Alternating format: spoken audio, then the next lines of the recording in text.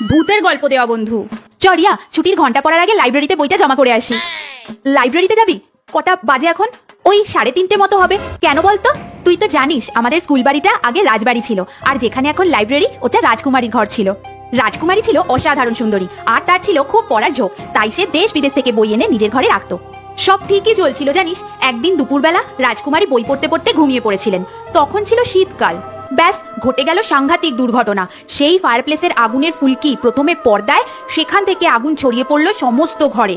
সবাই অনেক চেষ্টা করেছিল, কিন্তু আগুন নেভানো যায়নি, আর সেই আগুনে রাজকুমারী জ্বলে পুড়ে শেষ হয়ে যায়। কিন্তু বই পড়ার ইচ্ছা ওনার আজও যায়নি জানিস। রোজ দুপুরবেলা 3-3:30 নাগাদ ওনাকে লাইব্রেরিতে ঘুরতে দেখা যায়। আধপোড়া শরীরটা নিয়ে না উনি সমস্ত লাইব্রেরিতে ঘুরে ঘুরে এখনো বই পড়েন। কি সাংঘাতিক আর খুব মর্মান্তিকও, তাই না বল?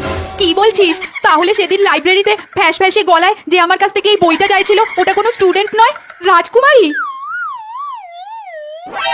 স্কুলের সেই নেকু মামুনি মনে আছে? ও মাই গড রিয়া, তুই স্কুলের পাম্পের জল খাস? জানিস ওতে কত ব্যাকটেরিয়া আছে, পেট খারাপ হবে। আমার মতো সবসময় মিনারেল ওয়াটার খাবি। ব্যাস, স্কুলে এসেই শুরু হয়ে গেল নেকু মামুনির ন্যাকামি। Mineral water. Oh my god Riya, তুই রোজ রুটি আলু ভাজা টিফিন আনিস? বোর হয়ে যাস না? আমি তো রোজ আলাদা আলাদা টিফিন আনি। উপস, সরি, তোর জামা একটু জল পড়ে গেল। নো প্রবলেম, কালকে অন্য জামা পরে আসিস। ডোন্ট টেল মি যে তোর একটাই জামা। আমার তো 6 দিনে 6টা জামা। জানিস কাল সুদেশনা ম্যামের বার্থডে। আমি কি করে জানলাম? অফকোর্স ফেসবুক থেকে। দাঁড়া দাঁড়া, তোর ফেসবুক নেই? তোর ফোনই নেই? ও মাই গড, আমার তো 4টে ফোন আছে। এবারই ন্যাকাটাকে বাগে পেয়েছি। এই সোনিয়া, তোর না খাতা বেরিয়েছে, তুই না 100তে 10 পেয়েছিস। ও মাই গড সোনিয়া, তোর ব্রেন নেই? আমাদের না 2-3টে করে ব্রেন আছে। অন্যের খাতা দেখতে নেই জানিস না? ইম্যানার যত সব। ব্যাক বেঞ্চাররা এক্সাম দেওয়ার সময় যা ভাবে ভার্সেস রিয়ালিটিতে যা হয়।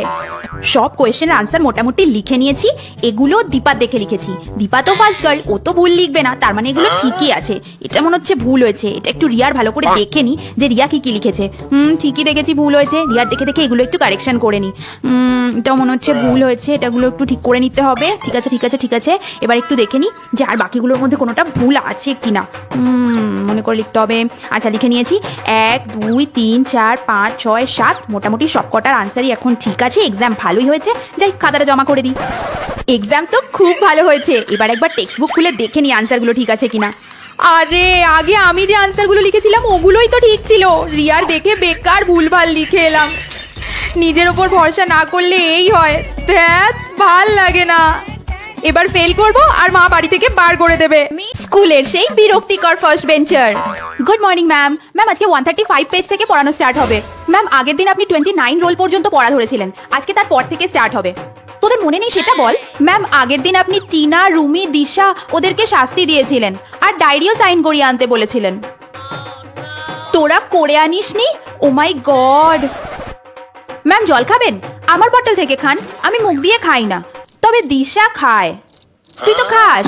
ম্যাম আজকে এক্সাম নেবেন বলেছিলেন, প্লিজ 50 মার্কসের নিন। পরের পিরিয়ডটা অফ আছে না, 50 মার্কসের নিলেই ভালো হয়। ম্যাম আজকে আপনি 8 আর 9 চ্যাপ্টারের নোটস দেবেন বলেছিলেন। না না, জেরক্স করার দরকার নেই, আপনি মুখে বলুন, আমরা লিখে নেব। আরে তোদেরই জেরক্সের টাকা বেঁচে যাবে, চুপ কর। ম্যাম আপনি খাতা দেবেন? না, কোনো পিরিয়ড তো অফ নেই।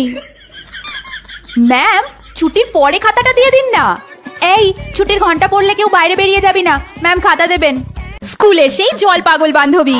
এই একটু জল খাবো রে।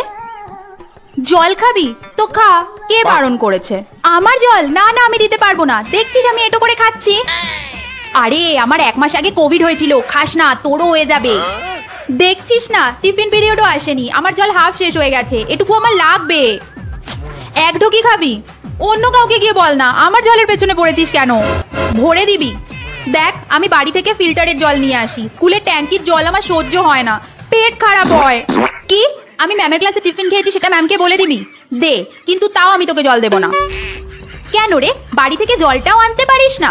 নাকি ব্যাগ ভারী হয়ে যাবে বলে আনিস না? সব বুঝি রে। কি আমার সাথে জীবনেও কথা বলবি না? তোকে বলতে হবে না রে, তুই যা, আমি তাও তোকে জল দেবো না।